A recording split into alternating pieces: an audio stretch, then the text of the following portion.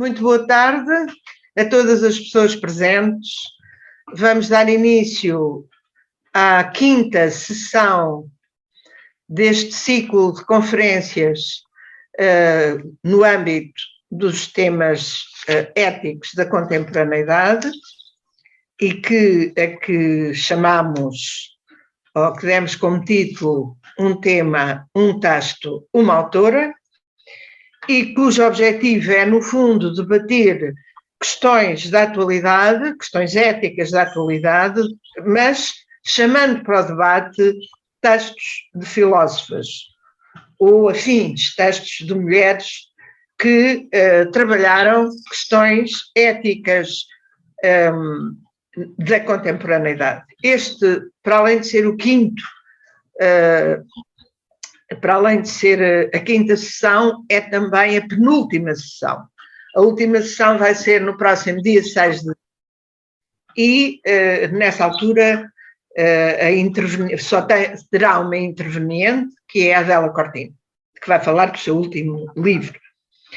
Hoje temos duas colegas minhas da Universidade de Évora, uma colega absoluta, porque também está aposentada, e a outra não, é só meia colega, porque está no auge da sua juventude, ainda bem, que são a Mariana Valente e a Maria Ilhéu, e o que eu penso que têm de comum, para além, com certeza, do trabalho e do tema que as liga, que é o tema das questões da ecologia, têm uma formação de base científica, no sentido das ciências duras, que não é por nada, mas eu sou muito preconceituosa, como toda a gente, mas eu tenho este preconceito. Eu acho que as questões da ecologia devem ser basicamente tratadas por pessoas de formação de ciências duras,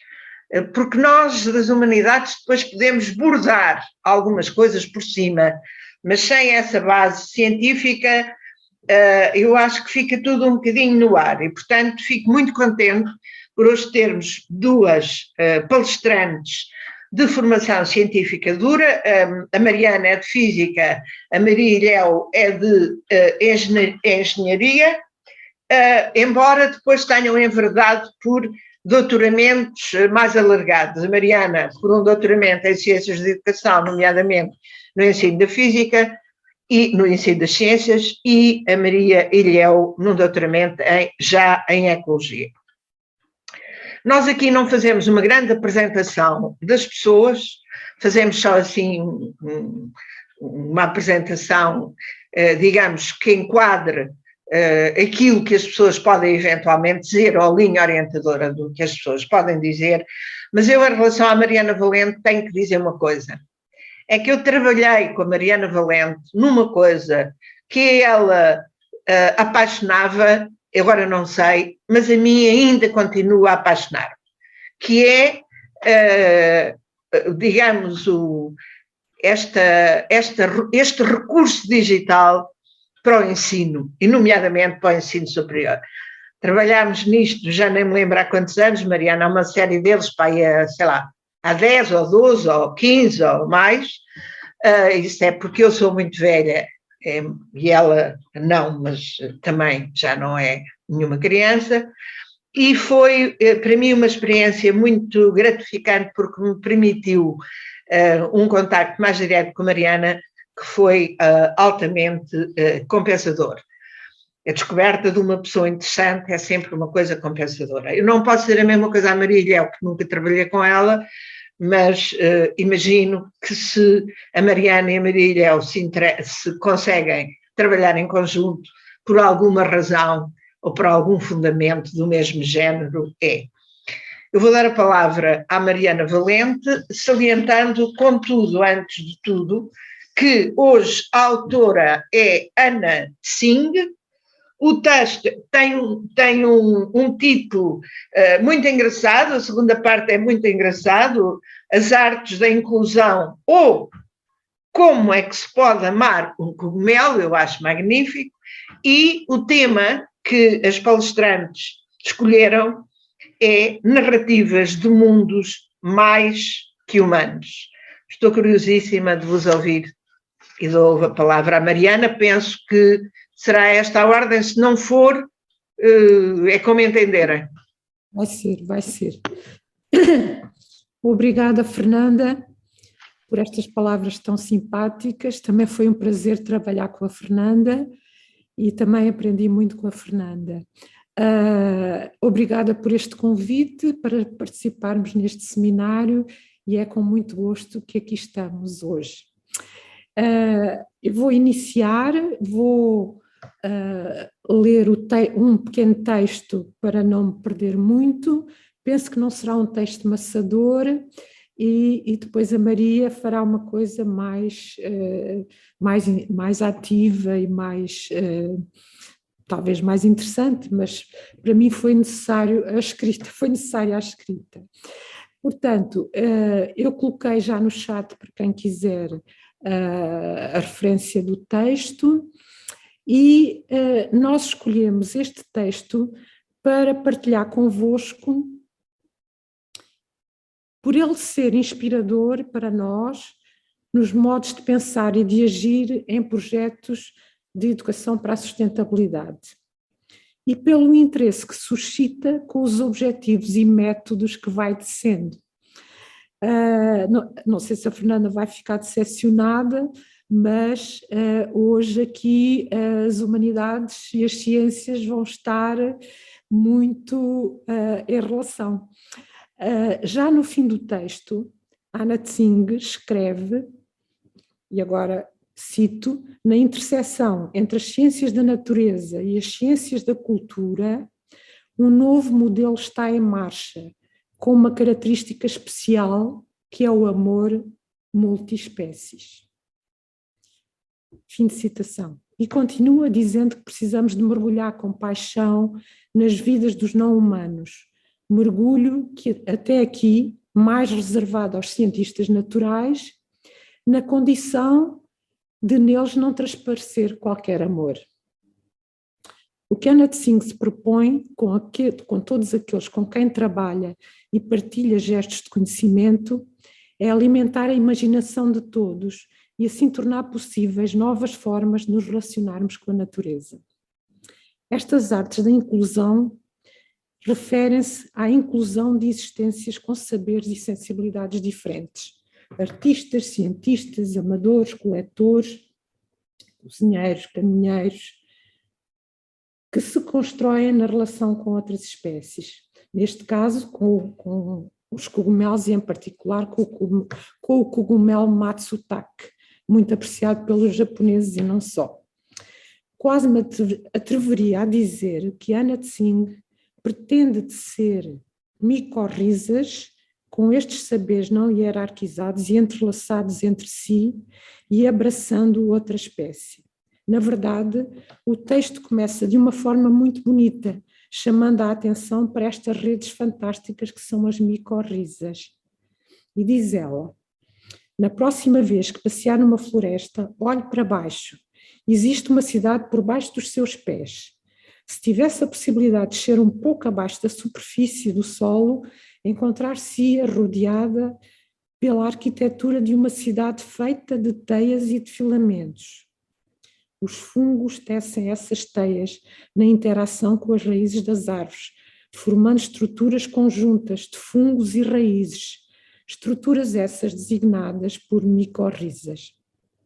As micorrizas não só ligam raízes e fungos, e os cogumelos representam a parte superior reprodutiva dos fungos que aqui trazemos, mas também ligam uma árvore a outra árvore por meio de filamentos emaranhados de fungos. Esta cidade invisível, para si, diz ela, é uma cena viva de muitas ações e de interações. Fim de citação. Os fungos têm uma capacidade de transformar em alimento tanto pequenos vermes como rochas. Esse alimento é utilizado pelos fungos e é distribuído pelas micorrizas às árvores ou outras plantas. Quanto à aprendizagem pode emergir no contacto com este trabalho simbiótico entre espécies diferentes. Como as máquinas e as grandes plantações vão destruindo este saber de trabalho simbiótico, porque este saber também se perde. Este texto representa uma fase de trabalho de Anna Tsing que vai culminar na escrita do livro Cogumelo do Fim do Mundo, que foi publicado em inglês em 2015, eu tenho aqui a versão francesa de 2017, e a Maria tem a versão inglesa da obra. Nesta obra, Tsing aprofunda modos de desenvolver uma consciência da importância de metodologias que apostam em ligar e não separar práticas humanas e cogumelo. E começa com o elogio dos cheiros de outono e o incentivo a passear nas ruínas de uma floresta industrial. Na página 31 deste livro, escreve: o que fazer quando o vosso mundo começa a colapsar? Eu vou passear e, se tiver sorte, encontrarei cogumelos.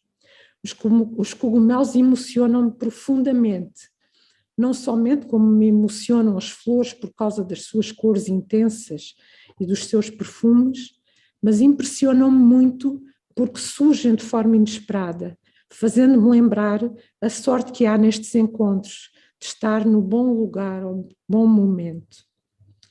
E sei então que ainda há prazeres no seio dos terrores da indeterminação. Esta indeterminação positiva, que se opõe à indeterminação resultante da devastação de mundos, é reforçada no texto que aqui trazemos pela referência ao músico John Cage. John Cage, amante de cogumelos, tanto nos seus sabores como na forma inesperada como os encontra. Mushroom e music estão muito próximos no dicionário, diz Cage.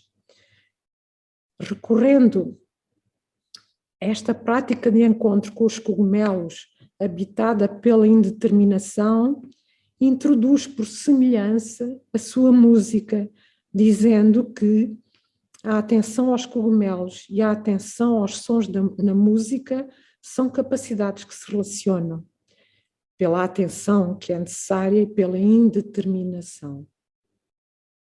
É esta capacidade da atenção a que Tsing não se cansa de fazer o elogio e de propor o seu treino. Go noticing. Seguindo as experiências e os encontros de Anna Tsing no texto, contactamos já com dimensões importantes do seu pensamento e que têm desenvolvimento mais aprofundado ao longo da obra anteriormente referida, O Cogumelo do Fim do Mundo. Prestar atenção é o início do texto. Tsing conta o seu encontro em 2008 com o curador de fungos do Museu Botânico da Universidade de Copenhaga. A primeira impressão, diz ela, foi a de corredores muito arrumados e impessoais.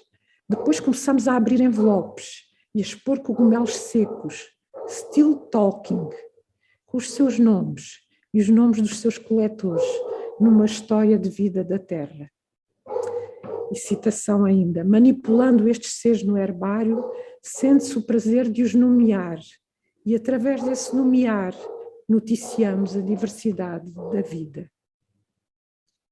Depois, neste texto que aqui trazemos, vem a capacidade de nos associarmos a fazer mundo com uma espécie não humana, neste caso com um cogumelo, ligando muitas práticas humanas, incluindo todos os que contribuíram para a revitalização de um lado de uma colina, e termina esta parte afirmando que não se tratou apenas da revitalização de um lado da colina, mas também da revitalização dos nossos sentidos, dimensão importante para continuar a colaborar com outras espécies.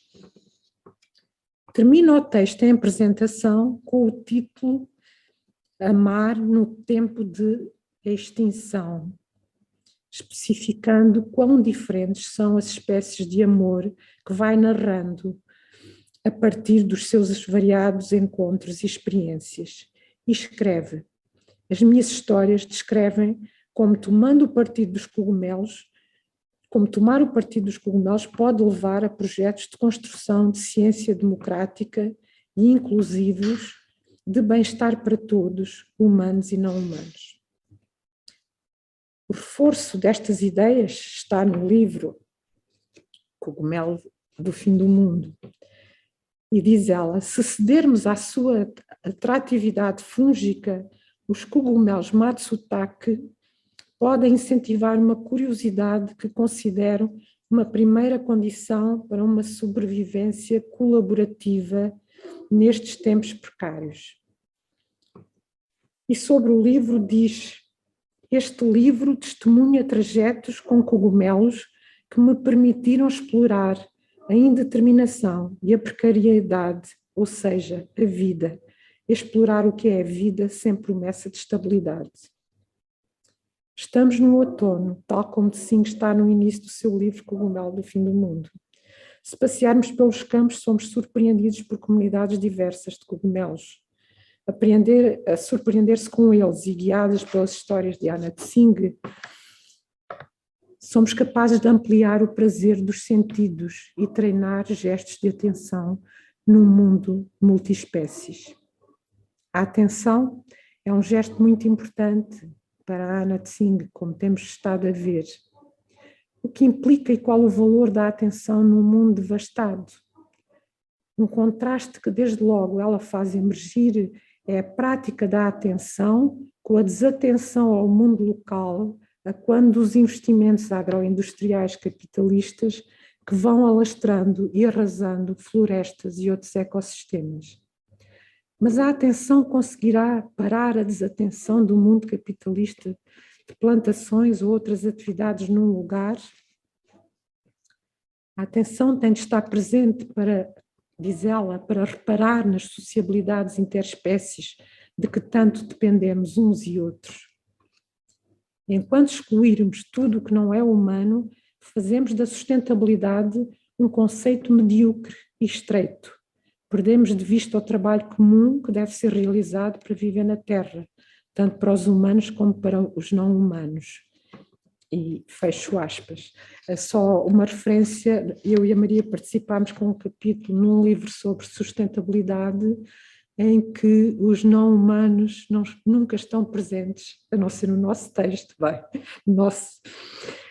A atenção exercida em zonas devastadas não significa contemplar uma paisagem que lamentamos, mas significa sim aprender a entender o que aí se passa discretamente em relações multiespécies que possam ser indicadores de ressurgimentos colaborativos. E agora uso as palavras da Isabel Stengers, que apresenta o livro, que diz: nas ruínas passa-se muita coisa, coisas intrigantes, surpreendentes ou apavorantes, mas que a maioria das vezes escapam à abordagem desligada daquele que julga e mede o lugar que se oferece aos seus empreendimentos. As ruínas pedem um modo de observação que já esquecemos. As ruínas pedem o que Tsing chama the art of noticing. As ruínas pedem a arte da narrativa, que alimenta a imaginação e a sensibilidade, para além do que poderia ser classificado como irrisório ou insignificante ou arquivados sem interesse. Esta arte of noticing pode ajudar a vislumbrar possibilidades de ressurgimento, termo da autora, e é obra de numerosos organismos que negociam através das suas diferenças e que em ligação forjam conjuntos de viabilidade multiespécies no meio da devastação. No texto, em apresentação, são os cogumelos Matsutake que podem estar na origem destes modos de ressurgimento. Conheci Anna Tsing num seminário da Universidade de Bruxelas, da Universidade Livre de Bruxelas, enquadrado num conjunto de seminários designados por Esthétique et Pratique de la Terre. Este conjunto de seminários foi organizado pelo Grupo GECO do qual faz parte Isabel Stengers, filósofa com que muito aprecio e com quem trabalhei algumas vezes.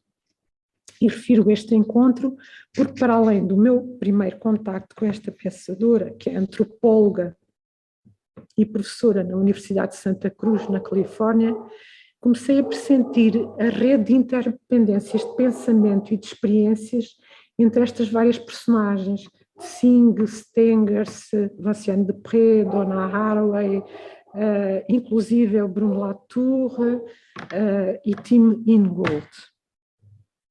A descoberta dos textos da Anna Tsing foi imediatamente partilhada com a Maria, com quem muito vou aprendendo e com quem tenho vivido uma colaboração singular no exercício de um pensamento que se alimenta na expansão da atenção a um mundo multiespécies e que tem resultado numa ação eticamente comprometida de formação e educação para a sustentabilidade. Uma das primeiras grandes obras de Anna Tsing é o seu livro Friction, de 2004. Fricção, é a resistência ao poder do global impor a sua narrativa, fazendo tábua rasa das localidades e das especificidades culturais. As florestas da Indonésia ocupam aí um lugar importante. Depois, como já foi referido, vem então este livro que foi um grande sucesso, O Cogumelo do Fim do Mundo. Sobre os dois livros, Stengers escreve: não se trata de promover um modelo metodológico, mas sim de seguir uma situação nas suas múltiplas conexões, do encontro com paisagens e dos protagonistas variados que ela conecta. A escrita de Tsing, a generosidade das suas descrições, os mundos que ela abre, os modos de atenção que ela cultiva, apaixonaram leitores e leitoras que não estavam à partida interessados pelo que aí é tratado, mas que sentiram a alegria que pode suscitar um pensamento que toma o partido de explorar mundos díspares e entrelaçados, irredutíveis às teorias que simplificam e que julgam. Fecho as aspas. Este sabor alegre de um pensamento pressente-se também no texto escolhido para partilhar convosco. Há um pequeno livro muito interessante, escrito para o grande público, que saiu em 2022, também da Anna Tsing e apresentado por Stengers, em que ela afirma algo que se acrescenta a esta cultura da atenção. Se Anna Tsing fala de ruínas sem horror, diz Isabel Stengers, talvez seja porque a arte da atenção que aí é requisitada é para ela muito mais do que os nossos projetos intencionais. É uma fonte de força que nos pode alimentar, que nos permite não ceder ao medo, que nos permite resistir à impotência do pânico. Fecho aspas. Num destes textos, deste pequeno livro, intitulado Ressurgimentos e Proliferações, Tsing defende que a ideia de sustentabilidade tem de se apoiar nos ressurgimentos multiespécies, ou seja, a reconstituição de paisagens viáveis graças à ação de numerosos organismos. A maioria dos especialistas da sustentabilidade concentra-se unicamente sobre planos e programas humanos. Ora, diz ela, eu defendo que os modos de vida humanos se têm mantido. Se se têm mantido é porque estão alinhados com as dinâmicas dos ressurgimentos multiespécies. E acaba o texto reafirmando que a sustentabilidade é um caso multiespécies. Qualquer conceito que não o considere é estreito e medíocre. Nós sabemos como aprender sobre os processos sociais, sobre os lugares e sobre aqueles que aí vivem. Basta-nos alargar a nossa ideia de pessoas. E é possível encontrar outros viventes dessa forma e também entrar em contacto com eles e conhecê-los. Eu sei que já estou muito longe, o tempo já vai longo, não é? Mas eu queria só dizer ainda duas pequenas coisas. Ao ressurgimento de Tsing opõe as plantações disciplinam os organismos enquanto recursos, retirando-os do seu mundo vivo. Os investidores simplificam as ecologias para padronizar os seus produtos e maximizar a velocidade e a eficácia da replicação. Estes organismos deixam de saber interagir com espécies companheiras. Isto é que é uma coisa fantástica. E podem até tornar-se perigosos para outras espécies. Como isso é uma aprendizagem que, retirados dos seus meios, eles não a têm. Portanto, vindo das estufas diretamente. E acabo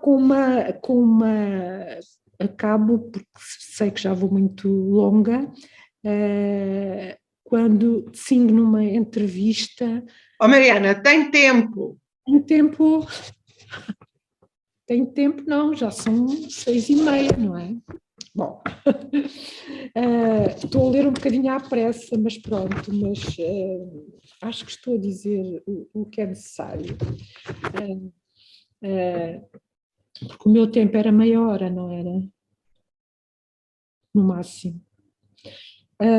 Numa entrevista,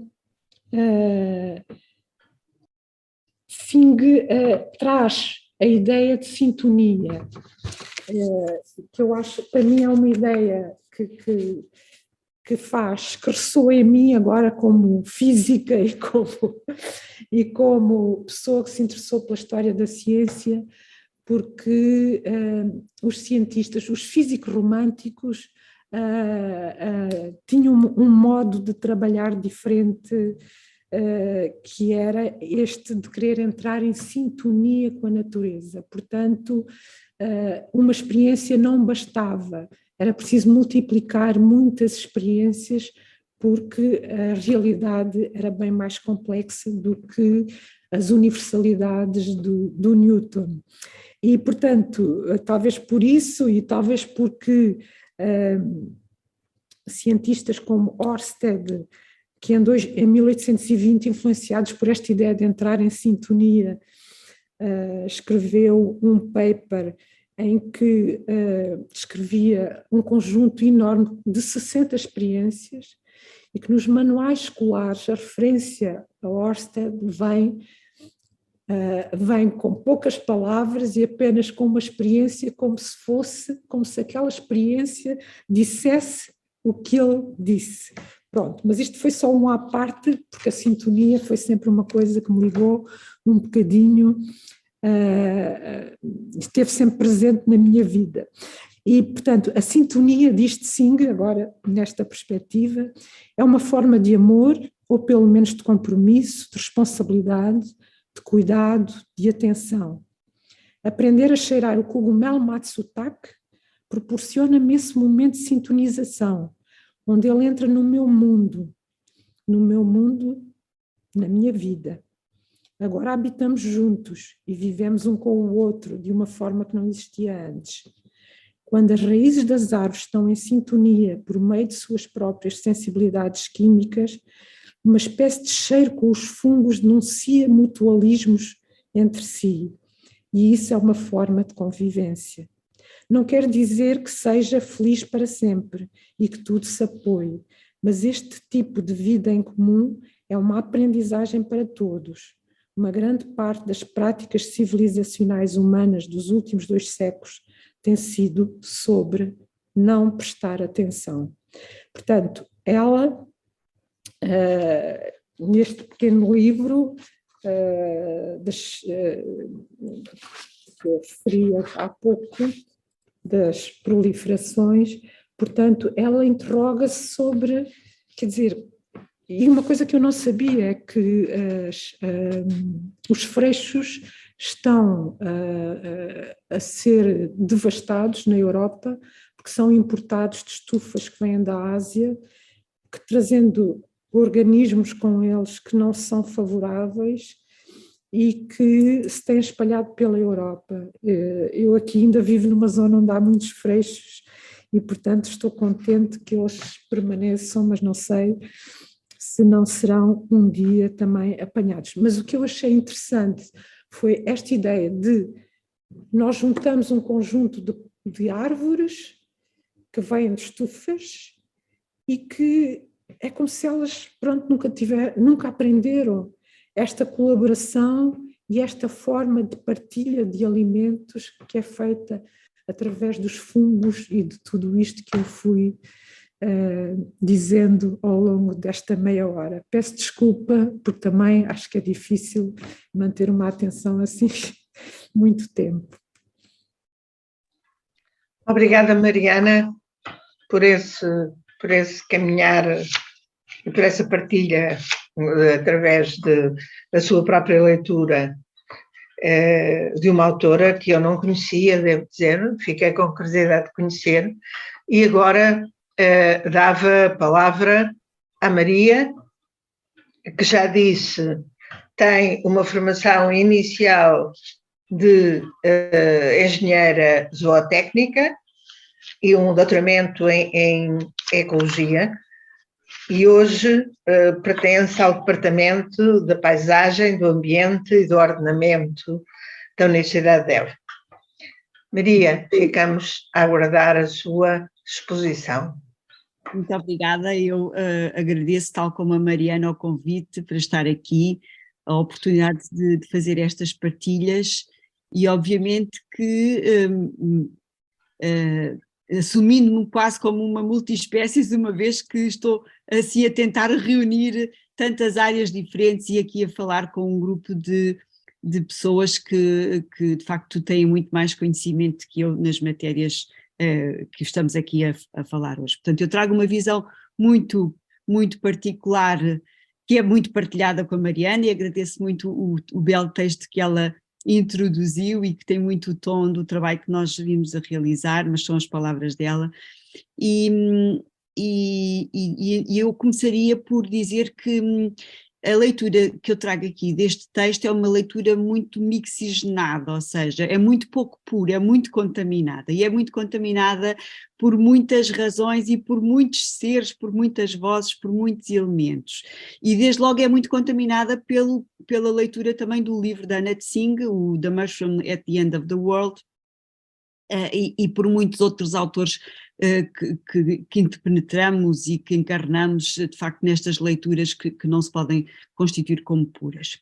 E eu vou levantar aqui, partindo do texto, eu queria passar à frente, partindo do texto, vou aqui levantar alguns tópicos que vou desenvolver, não de forma muito aprofundada, porque o tempo não é muito grande, mas sobretudo para dar aqui um bocadinho um mote do que vou percorrer. E vou percorrer, de alguma forma, fazendo encontros com o que a Mariana já disse, em alguns momentos, e noutros nem tanto, e sobretudo fazendo encaminhar para aquilo que foi o resultado, ou um resultado destas leituras, destes cruzamentos, destas contaminações que provieram das leituras da Anna Tsing e de outros autores também, e, portanto, e que resultaram num trabalho que desenvolvemos e que já apresentámos inclusivamente na Covilhã. Então, eu começava por aqui um pouquinho os tópicos que vou abordar, passando um bocadinho em revisão os aspectos que eu destaco nesta abordagem, neste texto, e que têm a ver com a visão da natureza, com a indeterminação, precariedade e incerteza, a contaminação e imaginação, e artes de notar e de inclusão, que no fundo são estas artes de noticing and inclusion. Em português é difícil traduzir às vezes aquilo que de facto o conceito contém, que é um conceito complexo. Então, de facto, partindo da visão de natureza para Anna Tsing, ela parte da ideia de que a natureza é grande e universal, mas passiva e mecânica.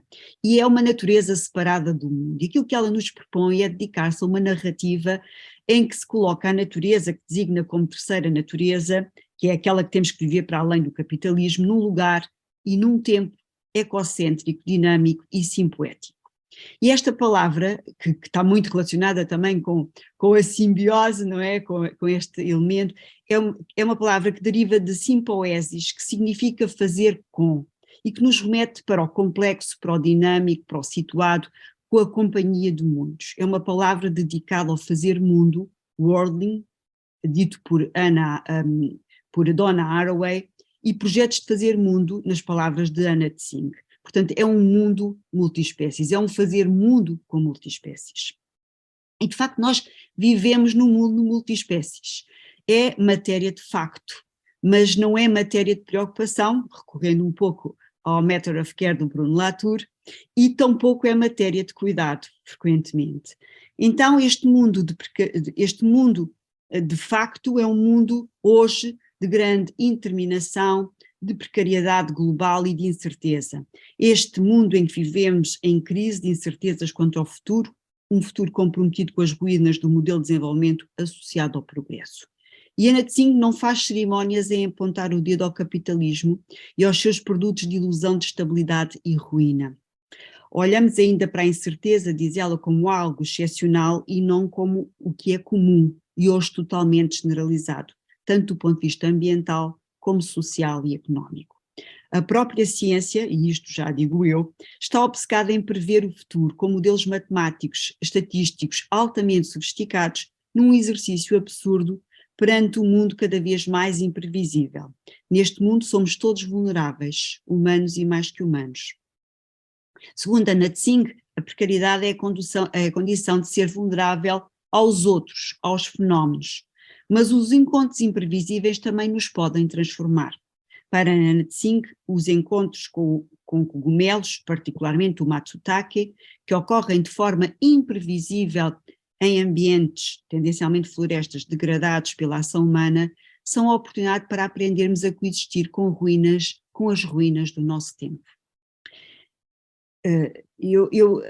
Estes encontros que podem surgir de muitas formas e que evocam muitas dimensões, nomeadamente poéticas, são muitas vezes traduzidas de uma forma absolutamente maravilhosa. E eu agora cito Ana Tsing, e ela diz: o aroma dos Matsutake evoca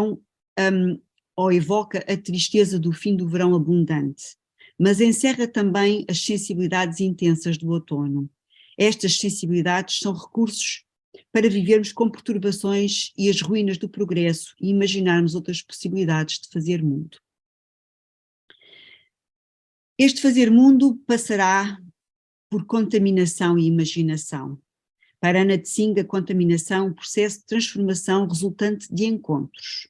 Os encontros criam zonas de afetação e transformam-nos e transformam os outros com quem nos encontramos. À medida que a contaminação e os encontros acontecem, novos projetos de fazer mundo mútuos começam a emergir, com colaborações dentro e entre espécies. Estas colaborações implicam trabalhar com a diferença. A evolução do ser está contaminada por histórias de encontros que nos interpenetram e nos encarnam uns nos outros. Até mesmo sem termos iniciado novas colaborações, sem o sabermos. A contaminação produz diversidade. É com a diversidade que se fazem projetos de mundos viváveis. Ana Tsing desafia-nos a imaginar um caminho precário, sem as balizas que pensamos conhecer, um caminho com os outros mais que humanos, com os quais podemos desenvolver a curiosidade e o espanto. Com eles podemos reaprender a sobreviver de forma colaborativa. Reabrir a imaginação com os mais que humanos permite deixar de os ver como coisas, recursos, produtos, sem vida própria. Sem esta aproximação ao outro no contexto situado da sua história e das suas relações, ele e nós somos apenas produtos de consumo na fileira do progresso e de seguida subprodutos em molho de ruínas. A colaboração com os mais que humanos implica cultivar as artes da atenção, Arts of Noticing, Arts of Inclusion. É surpreendente o quanto estamos rodeados de projetos de fazer mundo, humano e mais que humano. Os projetos de fazer mundo emergem de atividades práticas de fazer a vida. Fazer mundo não está limitado aos humanos. As árvores, os castores, as abelhas fazem as suas vidas e fazem simultaneamente mundo para muitos outros. Neste processo, cada organismo acaba por alterar, mudar a vida de muitos outros. Por exemplo, as cianobactérias deram ao mundo uma atmosfera rica em oxigênio que as árvores ajudam a manter. As árvores vivem na terra porque os fungos produzem solo a partir da digestão de rochas e poderíamos continuar como a Mariana nos mostrou inicialmente na leitura do texto. Os humanos têm estado envolvidos desde sempre em projetos multiespécies de fazer mundo, muitas vezes sem se darem conta. Este dar conta é notar, é estar atento, é ver e tornar-se consciente de algo ou alguém. No Alentejo, dar conta significa dar fé, dar testemunho. Dar conta, por isso, é trazer algo ou alguém para a existência. Noticing, prestar atenção com interesse à existência de vidas mais que humanas com quem coabitamos, às suas histórias, foi o caminho que fizemos, contaminados por encontros com os textos de Anna Tsing, interpenetrados por outros autores e acompanhadas com muitos outros seres, eu e Mariana. Voltando ao texto. E o texto começa: Next time you walk through a forest, look down. A city lies under your feet. A Mariana já nos leu este pedacinho. E então acrescentamos: a próxima vez que caminhares na cidade, olha para baixo, olha para cima. Uma cidade vive debaixo dos teus pés e acima da tua cabeça. As árvores formam uma rede de suporte multiespécies que vivem e fazem viver. Não são só os cogumelos que estão em cena, muitos outros aparecem para construir este mundo. Esta comunidade multiespécies que habita connosco é abundante em interações cosmopolitas. Suzanne Simard e Peter Wolben mostram-nos o quanto as árvores se relacionam, comunicando entre si com o envolvimento de muitos outros seres. Temos praticado as artes de inclusão de múltiplas formas, eu e Mariana. Temos praticado com professores, alunos, e uma dessas práticas que trazemos hoje foi uma prática de inclusão com as árvores, que a designamos esta árvore, respirar, evoluir, devir. Foi assim que fomos fazendo mundo com outros mais que humanos, com a professora, neste caso com a professora Leonor Serpa Branco e os seus alunos de artes da Escola Secundária Gabriel Pereira de Évora.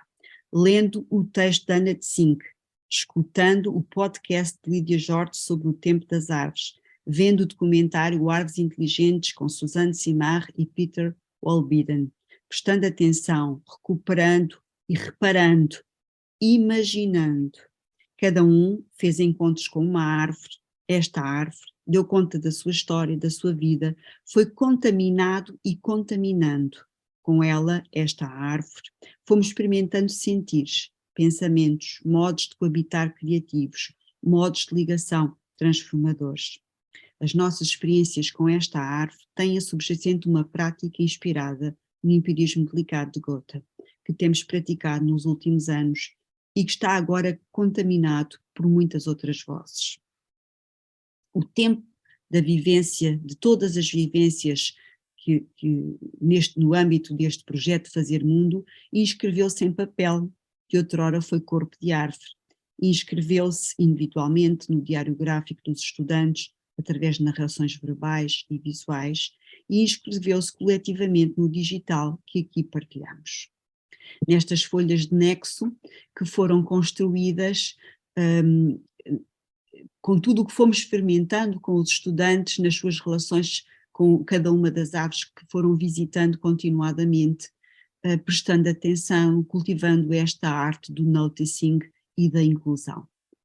Vou ler aqui só algumas das frases que no fundo são um pouco o toque dos haikus que a Anna Tsing também nos traz no texto da Arts of Noticing. Vendo esta árvore todos os dias sinto que ela sempre esteve aqui, mas nunca foi apreciada. É um pouco desafortunado não podermos falar e comunicar com as árvores, mas este mistério entre as nossas interações é o que fez de nós ainda mais interessados. As árvores são o que nos une, elas ficam com um pouco de nós quando nós respiramos, e nós respiramos o ar que nos proporcionam. Estar com esta árvore é estar com todas as pessoas que já por aqui passaram.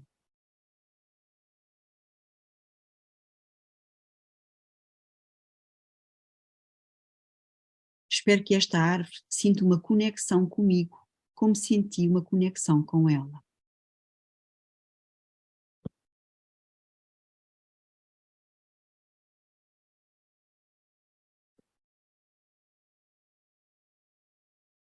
Quão diferentes serão as pessoas, as vidas das pessoas que já passaram por esta árvore? E será que repararam nela? Será que pararam para admirar as suas imensas folhas verdes na primavera como eu o fiz? Ou nas suas cores de outono? As histórias que estas cores carregam não sei dizer, mas de certo carregam várias vidas, como agora uma parte da minha.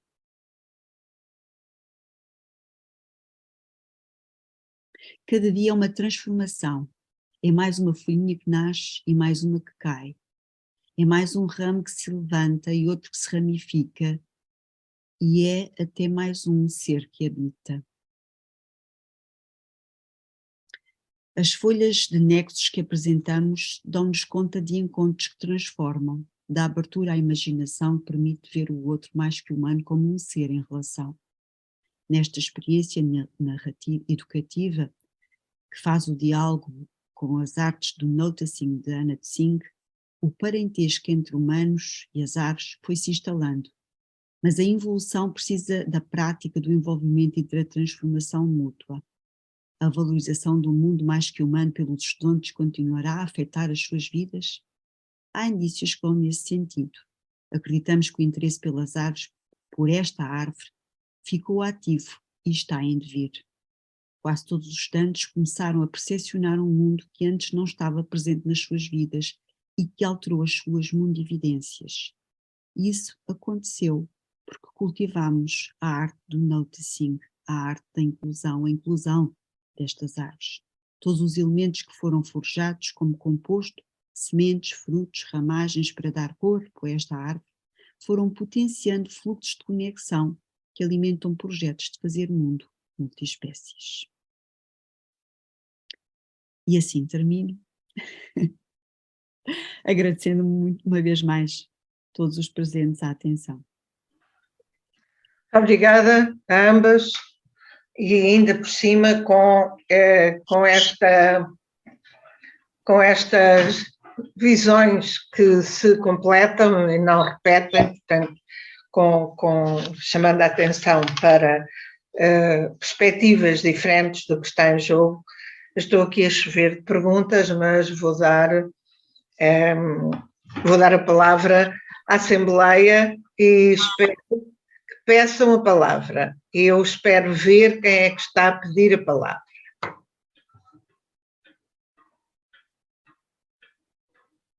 Ninguém? Eu estava aqui a tentar, não estava a conseguir levantar a mão, mas também não sei se há mais alguém que queira intervir primeiro. Se não Eu pelo menos não vejo, okay. Portanto, fala à vontade. Ok, obrigada. Bom, antes de mais, Maria e Mariana, muito obrigada por aquilo que partilharam connosco. É sempre muito bom escutar-vos e por isso é que em pouco tempo eu vou repetindo os convites sempre que há essa possibilidade, porque gostaria de destacar aqui, particularmente, no fundo, aquilo com que a Maria terminou, esta ideia de projetos de fazer mundo, que partilham connosco e mais uma vez fizeram isso e trouxeram-nos uma autora que também que é um exemplo nesse sentido. Não é apenas o pensar, é o fazer. E é fazer alguma coisa com esse pensar, e essa dimensão a mim é muito importante. Houve aqui várias coisas que chamaram a minha atenção e depois tinha aqui duas questões em particular. Ainda esta manhã o Artur Mourão esteve connosco e com o curso de Filosofia veio dar uma aula aos alunos do primeiro ano de Filosofia e referia-se à predominância do olhar daquilo que é a história da filosofia e a vida da filosofia. Ele tentava desconstruir essa mesma ideia dos nossos sentidos, valorizamos muito o olhar. E uma das coisas que chamou aqui a minha atenção foi o cheirar. Já não sei se foi a Maria, se foi a Mariana, mas referi que a autora precisamente fala o cheirar, o quanto é transformador a experiência de cheirar um cogumelo. E esse foi um elemento que eu anotei aqui. E depois a ideia também de inclusão. O facto de nós, habitualmente, quando pensamos em inclusão, pensamos no ser humano e na questão da diversidade humana. E aqui a inclusão extravasa essa dimensão, e isso também me parece muito interessante. Em particular, fiquei aqui com uma questão relativamente a uma ideia que foi passada pela Mariana, alargar o nosso conceito de pessoa. Gostaria, como eu também conheço mal a autora, se pudessem dizer mais qualquer coisa a este propósito, o que é que significa exatamente este alargamento do conceito de pessoa. Pois também, aqui é uma curiosidade, a Mariana também referiu que no livro para que colaboraram, o único texto que se referia ao mundo não humano, ou mais do que humano, era o vosso. Que leitura é que fazem, e se a memória não me falha, que num livro acerca da sustentabilidade, que se ignore dessa maneira tão gritante o mundo mais do que humano. E depois também, que é apenas uma situação, o conceito de mais do que humano, de facto, parece muito mais interessante do que o não humano. Porque o não humano, nós continuamos a ter o humano por referência, e depois é a negação do humano. Aqui não, é o mais do que humano. Se também pudessem dizer mais qualquer coisa sobre o que está exatamente em causa nesta passagem do não humano para o mais do que humano, também gostava de vos ouvir ainda sobre isso. Obrigada. Mais questões? Para não estar só a ser pergunta-resposta? Eu posso dizer qualquer coisa. Então vá. Pode. É assim, eu não vou fazer propriamente questões, vou só expressar um bocadinho o que eu senti ao ouvi-las, e agradeço muito as duas intervenções, gostei muito. Eu li aqui há uns meses um dos livros, uma das obras que citaram, que é o livro sobre a vida secreta das árvores, e de facto fiquei fascinada com esses mundos. Mas só queria era expressar um bocadinho o sentir que fiquei, que me proporcionou, no fundo, o que vocês disseram, porque me levou para a minha infância e para o meu contacto com os cogumelos. Eu, antes de pensar sobre isto, eu vivi isso que vocês disseram e que a autora, que eu desconheço completamente, nem sequer de nome tinha ouvido falar, cita. E, de facto, essa experiência do contacto direto com a natureza, e nomeadamente com esses mundos, e essa experiência que passa pelos sentidos, porque não é o olhar, de facto, mas é também o cheiro, pronto, é uma experiência humana muito, muito rica e que eu acho que se está a perder. Mas queria só dizer que, relativamente à questão da sustentabilidade e dos mundos humanos, a verdade é que os mundos humanos também são muito diferentes. Quando nós falamos de mundos humanos, não estamos a falar de uma uniformidade. E eu, ligando com esta experiência que referi da minha infância, a verdade é que nas aldeias, sobretudo nas aldeias, as comunidades humanas de há umas décadas atrás, portanto, esses mundos humanos eram mundos de sustentabilidade. Totalmente, e essa perspectiva que também foi referida da atenção e do cuidado e dessa contaminação, de facto, isso caracterizava essas comunidades humanas, esses mundos humanos. A verdade é que esses mundos humanos desapareceram. Hoje as aldeias não têm quase pessoas, esse tipo de mundo está a desaparecer. E a minha questão, enfim, questão não é para vocês, é para mim, não é? É como é que nós podemos, de facto, recuperar isto quando vivemos em sociedades totalmente artificializadas, consumistas, capitalistas, e em que estes mundos, de facto, já não são possíveis de recuperar, não é?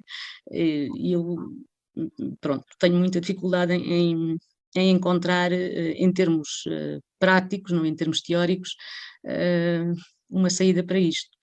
Mas, enfim, gostei muito de vos ouvir, porque, sobretudo, fez-me lembrar muito da minha experiência pessoal, não ao nível da filosofia, mas ao nível das vivências, sobretudo da infância. Obrigada. Eu não sei se há alguma mão no ar, eu não vejo, mas de qualquer maneira, e para não, como eu, algumas das questões que queria pôr,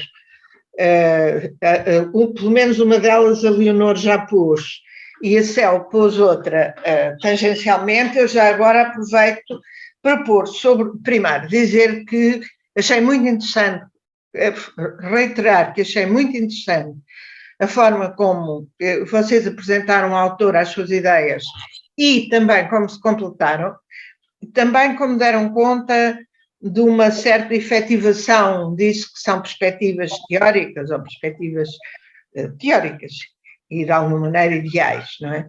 Mas é assim, em primeiro lugar, articulando diretamente com a Leonor, mas não estando de acordo com ela, eu penso que tinha aqui a pergunta: porquê mais que humanos? A Leonor acha que dizer não humanos é tomar o humano como comparativo, mas dizer mais que humano também é igualmente tomar o humano como comparativo. Para mim não há diferença entre dizer não humanos ou mais que humanos. E mais, eu acho que não humanos é mais descritivo e menos valorativo do que mais que humanos. Porque mais que humanos significa uma ligação direta com esta afirmação, é uma hierarquização em que há os humanos e os outros seres que são mais do que humanos. Portanto, eu realmente, pessoalmente, prefiro não humanos. Não é, percebo que o não possa ser excludente, mas eu penso que é só diferenciador e, nesse sentido, acho menos conotado valorativamente. Depois queria, um bocadinho na linha do que disse, repetir aqui uma coisa do Chico Buarque que eu estou sempre a dizer: ninguém volta ao que acabou. Ninguém volta ao que acabou. E, portanto, não há um passo atrás, no sentido de recuperar uma vivência que foi nossa, sobretudo das pessoas mais velhas, e, no fundo, da dinâmica das próprias sociedades. E é nesse contexto, e no contexto de um encontro sobre as questões climáticas, que acabou de, mais uma vez, ser um fracasso, não é? É que, no fundo, eu me questiono sobre a eficácia de algumas propostas que, no fundo, não atendem, a meu ver, às questões do poder. Não é? Às questões do poder. Porque, obviamente, que epistemologicamente acho muito interessante, e além disso, há pouco, quando eu falei de que achava que quem sabe das questões ecológicas são os das ciências duras, são as pessoas das ciências duras, não queria nem por sombras não considerar que a multidisciplinaridade não é absolutamente fundamental para compreender isto. Não era isso, mas é, no fundo, a ideia de que pode haver muito romantismo numa visão mais humanista da questão, e muito idílico. E, portanto, eu preciso, para compreender a situação ecológica, preciso da palavra descritiva, e vocês hoje fizeram isso. Uma parte da vossa intervenção faz isso. Preciso da palavra descritiva, de que as coisas se passam, na verdade.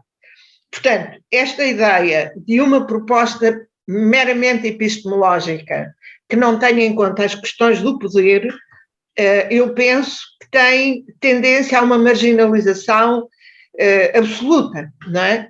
Nós percebemos isso. E depois eu queria sublinhar uma coisa que a Cel disse, embora ela tenha ido por outro caminho, quer dizer, quando falamos em comunidades humanas, ainda temos a visão ocidental, eurocêntrica, de comunidades humanas bem instaladas, não é? E há comunidades humanas que estão a morrer, a estiolar, exatamente, e já nem se lhes pode pedir que prestem atenção nem ao que está debaixo delas, nem ao que está por cima delas, porque penso que elas não terão sequer capacidade para se olharem já como humanos, ou como pessoas humanas. E agora, para não terminar com um olhar pessimista, queria dizer uma coisa que me lembrei logo quando vocês começaram a falar da atenção.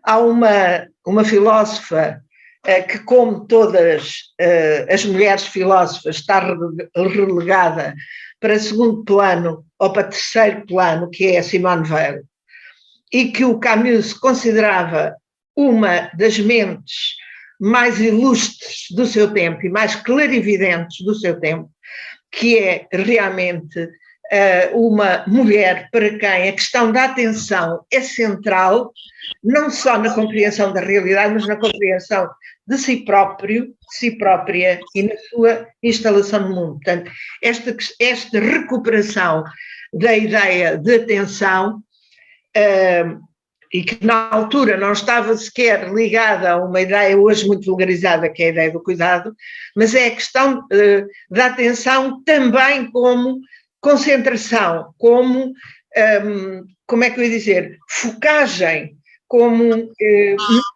oposto da dispersão, que me parece absolutamente fundamental.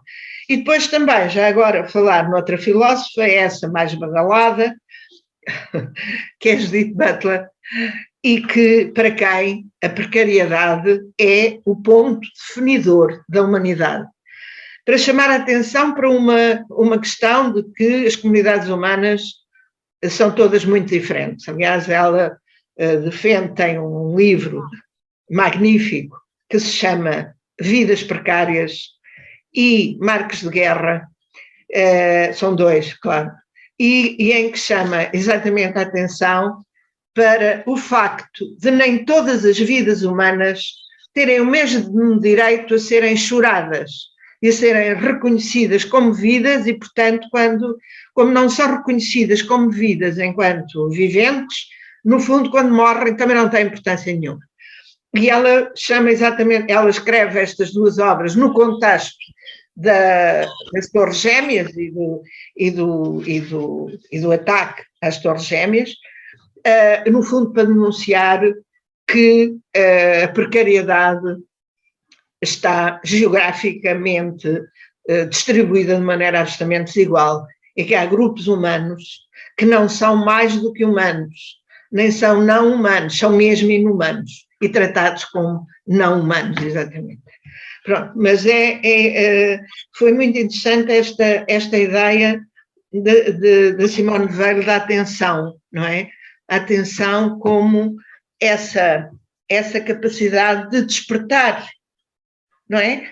De olhar, agora não como todo o pensamento ocidental fez, de ver, mas no fundo de concentrar o olhar em algo, em situação, em contexto.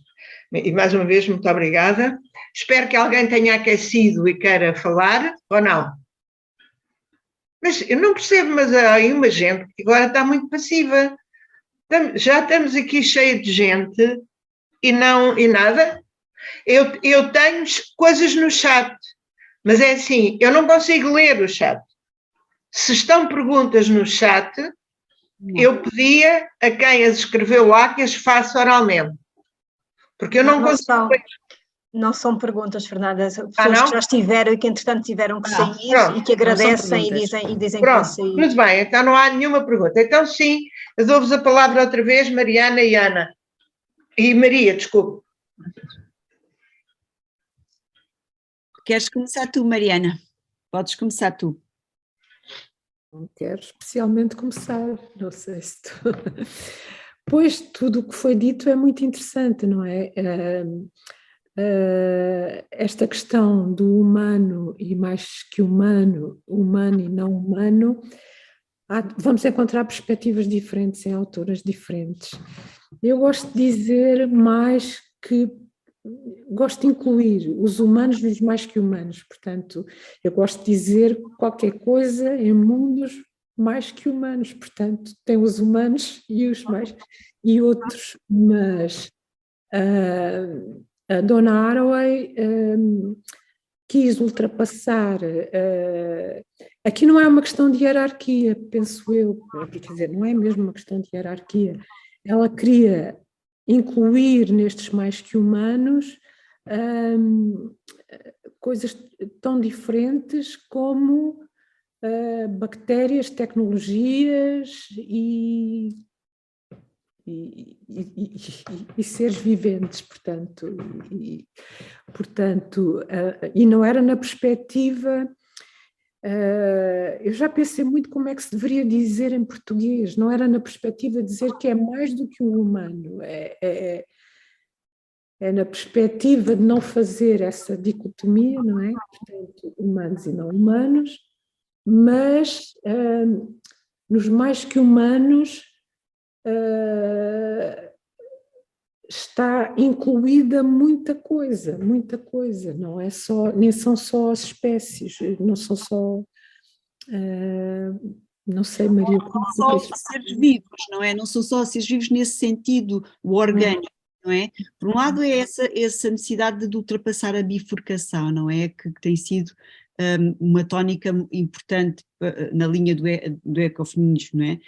E que de alguma forma tem o seu ancestral no homem natureza, não é? E depois vai por aí fora em cascata com toda a dualidade que nós conhecemos. Portanto, essa ideia de evitar essa bifurcação.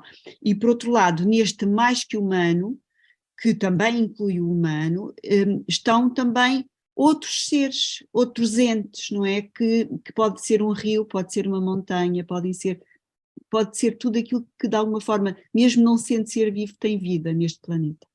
É um pouco nessa abordagem.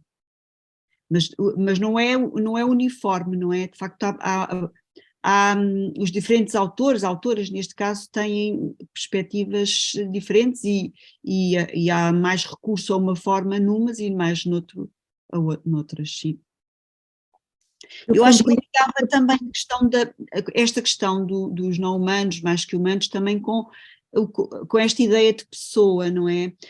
A pessoa, que foi uma das questões que também foi levantada, na verdade, pessoa para nós é um exclusivo do humano, não é? Tal como o sujeito também é um exclusivo humano, e como isto está cheio de excepcionalismo humano, não é?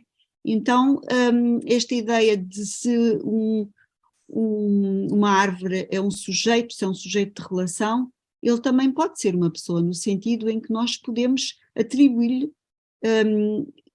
um lugar que pode até ter um enquadramento legal, um enquadramento legislativo, não é? Como é o caso, por exemplo, de alguns ecossistemas que já hoje têm o estatuto de pessoa, como é o caso do rio Anguanui, na Nova Zelândia, e outros, e como é o caso, não sendo na cultura ocidental, de muitos outros entes que têm de facto esse lugar em culturas mais orientais ou panteístas, animistas, e portanto é um bocadinho também o considerar essa possibilidade, não é? No fundo é abrir campo às possibilidades, o considerar o outro, não humano, mais que humano, como pessoa.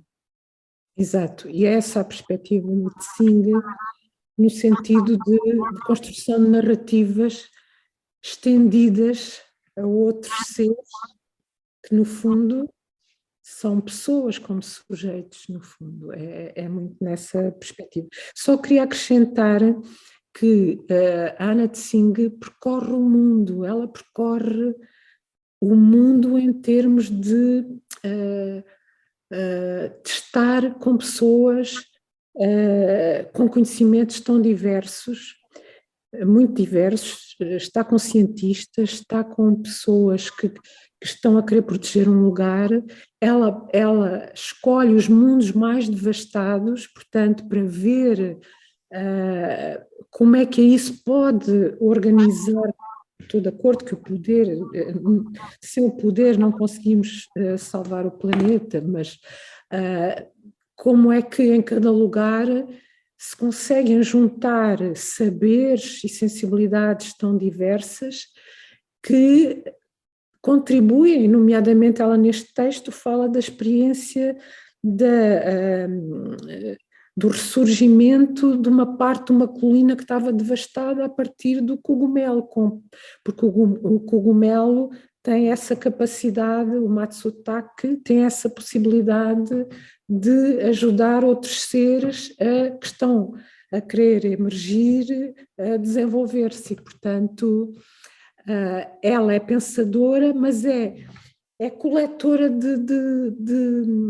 ela constrói narrativas diferentes, e até é muito interessante porque, por exemplo, filósofas como a Donna Haraway ou a Isabel Stengers vão buscar alguns exemplos das vivências de terreno dela. Como antropóloga, ela vai aos sítios, ela fala com aquele que está a guardar a floresta, ela fala com aquele que fala e vê como é que ele está e como é que ele vive aquela situação, fala com aquele que é amante de algum lugar, fala com o cientista, fala com as pessoas. Portanto, ela tem um lado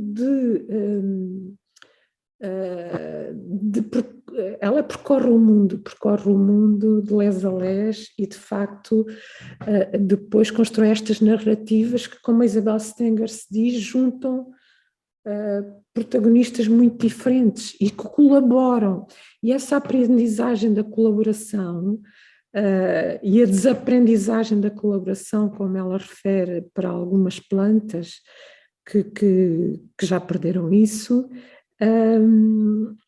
está no fundo, é qualquer coisa que nós podemos aprender nessas práticas da atenção e com o conhecimento que estas filósofas nos vão também trazendo, e que eu gosto muito desta ideia dela, que hoje a interseção entre as ciências da natureza e as ciências da cultura estão a produzir um modelo em que o amor multiespécie está presente, e portanto isso é um passo importante para dar importância, é um passo para a importância de todos aqueles com quem construímos a vida na Terra, não é? Porque nós sozinhos na Terra desaparecemos, não é? Também. E, portanto, eu acho interessante como a Ana Tsing, depois da vivência que ela tem, que se espalha pelo mundo, e ela percorre zonas do globo muito diferentes, como ela depois consegue construir estas histórias, como a Maria mostrou, de forma poética, de forma quase musical, e como ela consegue mostrar o papel de cada um no forjar de um mundo que possa ser habitável.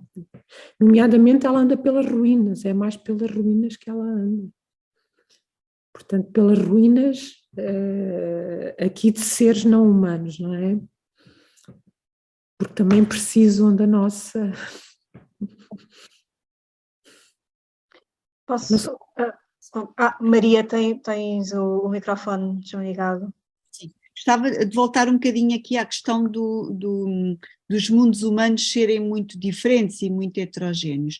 Na verdade, o mundo é um lugar muito heterogéneo, não é? Nós temos uma visão do mundo que é uma visão lisa, rasa, não é? De homogeneidade, e na verdade o mundo é um lugar muito, muito heterogéneo. E é muito heterogéneo do ponto de vista humano, e é muito heterogéneo do ponto de vista físico, é muito heterogéneo do ponto de vista biológico, é muito heterogéneo de todos os pontos de vista.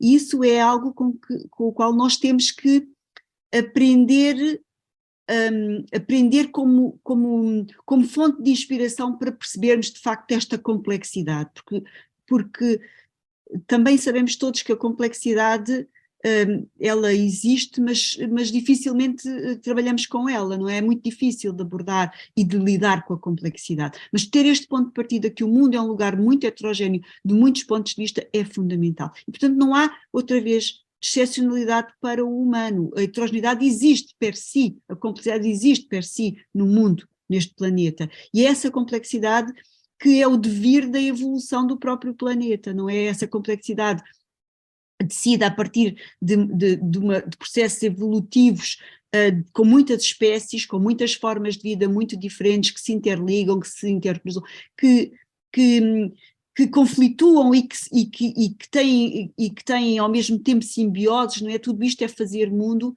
e a natureza, em última análise, é isto, não é? Este fazer mundo com muitos, mesmo muitos. E também esta ideia de que neste fazer mundo há naturalmente precariedade, que é algo para a qual hoje nós, neste lugar do mundo, não é? Neste mundo heterogéneo, não estamos capacitados. Mas a precariedade, se calhar nestas comunidades, não é? Ou nestas populações que foram aqui referidas um bocadinho de forma nostálgica, ela estava muito presente, essa precariedade, e ela continua muito presente em muitas populações, em muitos povos, humanos e não humanos e para além de humanos, não é? Em muitas populações.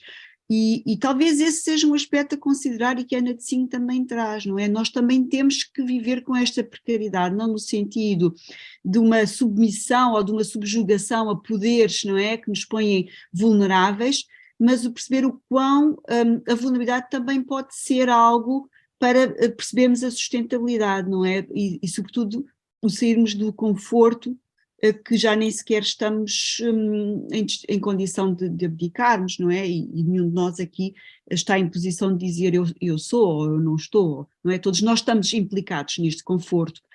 E por isso, realmente, hoje, a notícia de que a COP falhou totalmente é um desconsolo imenso e coloca-se a questão de ainda assim aparecer uma espécie de uma medida de compensação, não é? Que é um apoio às vítimas, quer dizer, mas que vítimas são essas? Quem são essas vítimas? São quem essas vítimas? São só humanos? São mais que humanos? São humanos em que parte do mundo, não é? Que são humanos com que vozes? E são não humanos sem vozes. Portanto, isto é realmente o momento de trabalharmos muito seriamente contra poder ou dentro das ruínas, não sei muito bem, não é? Fazendo o que cada um pode fazer para construirmos um mundo mais vivável, porque este de facto não está muito vivável. Não quero terminar com uma visão obviamente negativa, mas de facto se pensarmos que queremos caminhar para essa sustentabilidade, é preciso reequacionar muitas frentes, muitos aspectos. Posso colocar mais uma questão, Fernanda, como é a Fernanda que está aqui na moderação. A propósito da ideia de amor multiespécies, e agora talvez, não sei, para contrabalançar aquilo que a Maria dizia agora, não se terminar com esta perspectiva mais pessimista. A Maria dizia que a complexidade não é excepcionalidade humana.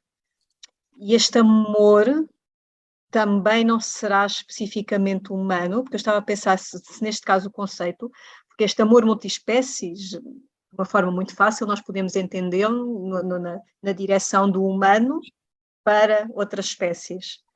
Uhum. Mas o conceito pode ser muito mais do que isso, e quando se fala na questão das árvores inteligentes e do modo como elas comunicam e se entreajudam, isto também cabe dentro desse conceito de amor multiespécies, ou seja, não temos aqui uma unidirecionalidade humano e não humano ou mais que humano, mas é um amor difundido em vários sentidos, pode vir de outras espécies para nós, por exemplo. Pode, sim, claro. E entre várias espécies entre si também. E entre várias espécies entre si, exatamente. É nesse sentido que vai a autora, é nesse sentido. Aliás, quando ela diz que quando cheira o cogumelo e que ele passa a estar com ela e que a fazer parte da vida dela e quer dizer, o amor, quer dizer, é uma espécie de amor que ele lhe dá, é uma fruição, é uma consciência de que ela está com o outro, portanto, que é fornecida pelo cogumelo, de que ela está com ele. Portanto, essa consciência que antes não estava presente, portanto, de que estamos com os outros, exatamente. E entre esses outros, exatamente, também outras formas de ligação. Exatamente. E também a possibilidade de imaginar esse amor, não é? Sem ter que o amarrar àquilo que é o amor humano, não é? Mas mesmo o amor humano, e no texto, estão humanos muito diversos, portanto, com amores muito, quer dizer, saborear um cogumelo é um gesto de amor do Keats que os cozinhava muito bem. Portanto, são gestos muito diferentes que estão lá. Portanto, ela multiplica e liga e não separa. Eu penso que, no fundo, havia que também ressignificar essa palavra amor. Penso que amor é a palavra mais gasta da nossa cultura e, a certa altura, acaba por ser uma palavra quase esvaziada de sentido, não é? E eu penso que essa imagem que foi dada, quer por uma, quer por outra, da ideia de que é preciso saber que debaixo dos nossos pés há uma cidade e há uma rede de relações. E vocês vão se rir de mim, mas eu vou dizer uma coisa que é uma coisa para mim absolutamente infantil, sei lá, inocente, ingênua, é que é assim, eu adoro os metros das grandes cidades. Eu adoro o metro de Paris, mas adoro o metro de Paris, porque exatamente, obviamente, porque eu sou muito humana, primeiro porque aquilo obedece a uma concepção que eu acho que é absolutamente deslumbrante, é a humanidade no seu melhor. Mas, por outro lado, é essa rede, não é? Que a gente sai de uma linha para a outra e percorre não sei quanto. E é, no fundo, quando vocês falaram da ideia de que é preciso olhar para o que está debaixo dos nossos pés e também para o que está por cima dos nossos pés, por cima de nós, mas a mim toca-me mais o por baixo de nós. Sentir que realmente pisamos um solo onde há vida, não é? Onde há vida e onde há uma rede de relações. E depois realmente aparece a palavra amor e eu acho que fica tudo petrificado, porque o amor está cheio de estereótipos, está cheio de... Pronto, mas de facto as palavras têm que ser ressignificadas e reinventadas. E neste caso concreto, pois eu acho que é pobre, a palavra amor é pobre para expressar essa diferenciação, porque é ainda antropomorfizar a relação. Quando eu digo amor, estou a projetar, não é? Nos outros seres, nas outras entidades, podem não ser seres vivos, neste sentido, podem ser uma espécie viva, estou realmente a projetar o meu olhar,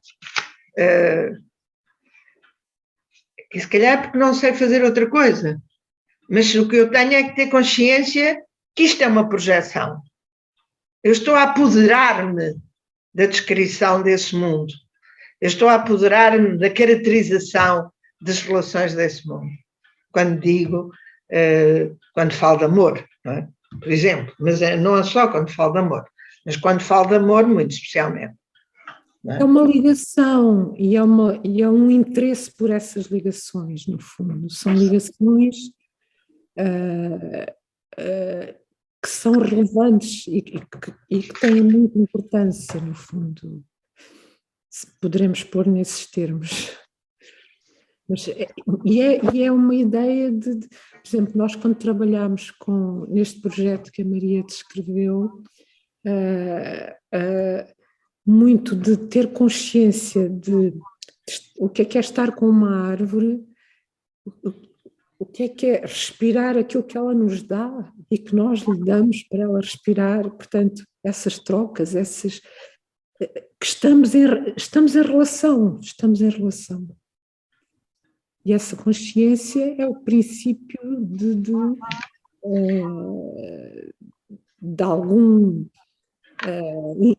É o princípio da curiosidade, é o princípio de saber mais, é o princípio de ver mais, é o princípio de estabelecer, de ser capaz de participar na construção de um mundo melhor. Portanto, quando vejo abater uma árvore muito significativa, muito interessante, pronto, abatem-se sobreiros como quem abate, enfim, não sei.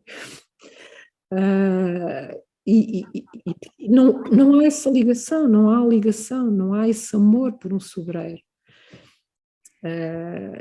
E talvez o sobreiro tenha amor por nós, talvez ele saiba também o que está a passar sempre à sua volta, isso nós não sabemos, o que é que ele sente nas suas, mas que está em ligação com muitos outros seres que estão à sua volta, está. Eu só queria chamar a atenção para o poder da palavra e para o poder que a palavra tem e que somos nós, humanos, que a temos, não é? E que organizamos o mundo e pode ser eu diria, com melhores intenções. Mas o que temos é que ter consciência que estamos a classificar, estamos a organizar e estamos a organizar a partir de nós, e isto, obviamente, não podemos fazer outra coisa. Eu só queria chamar a atenção para isso, não é? Para esse indelével poder da palavra e da palavra como poder, não é? Poder de valorizar, de desvalorizar, de caracterizar, nesse sentido, era só nesse sentido. Há uma pessoa temos que está um pedido. Como? Obrigada. Temos uma pessoa, a Inês. Inês, até estava admirada que não ter dito nada, Inês. Estou cansada, eu estava na horizontal e por isso tinha a câmara desligada. Boa. Mas então, muito obrigada, gostei muito da apresentação. E este é só mesmo agora mais uma reação, estava a ouvir a professora Fernanda Henriques, né, falar disto do amor, e eu percebo o que quer dizer, né, que nós estamos a tentar, ou que nós estamos a impor as nossas ideias às relações, e também foi essa a ideia que eu fiquei com o texto, né, de como é que nós poderíamos falar de um amor interespécie, mas gostava de propor também, quer dizer, como comentário de resposta, se não poderia ser ao contrário, né? Se nós não podemos reavaliar a nossa noção de amor humano, pensando no tipo de relações que não só nós temos com as outras espécies, mas que vemos ou que observamos nas espécies entre elas, né? Portanto, por exemplo, até aquela ideia de pensar no amor como atenção, como prestar atenção, isso é uma maneira diferente como nós costumamos pensar amor, mas que me parece muito mais rica e muito mais valiosa, não é, do que outras coisas, do que outras versões do como amor aparece, não é? Sim, e aliás, isso levava-me até a um outro desafio, que é encontrar novas palavras para atribuir a essas relações, não é? A vontade de encontrar uma palavra que ainda não existe e que vai ocupar esse lugar, esse nicho, não é? Dessa relação, desse momento, desses encontros. A Vinciane Desprez utiliza a expressão inteligência coletiva, ou seja, portanto, ela conta uma história de um cientista natural com os pássaros, quer dizer, mas o cientista e a sua equipa dedicou-lhe toda a vida a tentar compreendê-los e perceber os seus gestos, e depois intermete-se a própria inteligência da comunidade daqueles pássaros com a própria inteligência dos cientistas, e portanto há uma passagem para uma inteligência coletiva em que participam. Parece-me mais justo. Sim, parece-me muito interessante essa perspectiva, não é? Parece-me muito interessante. Mas muito obrigada mais uma vez por terem ajudado a enriquecer esta iniciativa que quer a Ana Leonor, quer a Maria do Céu Pires, quer eu, estamos a tentar lançar, de pensar outras coisas e pensar de outra maneira através de textos que não fazem parte do debate dominante, digamos assim. Agradeço-vos muitíssimo a vossa participação e como nós estamos a pensar numa próxima edição deste ciclo de conferências, agora renovando de outra maneira, esperamos poder contar convosco numa outra edição deste ciclo. Muito obrigada à Mariana, que gostei muito de ver e de ouvir mais uma vez de perto. Muito obrigada à Maria, que não conhecia e que gostei muito de ouvir, e também muito obrigada ao Gustavo, que está aqui a fazer de suporte e que vai fazer a edição desta nossa conversa para poder pôr online. Muito obrigada a todas as pessoas que participaram e, por favor, até ao dia 6, com o termo deste ciclo de conferências. Muito obrigada. Boa noite. Muito obrigada. Tchau.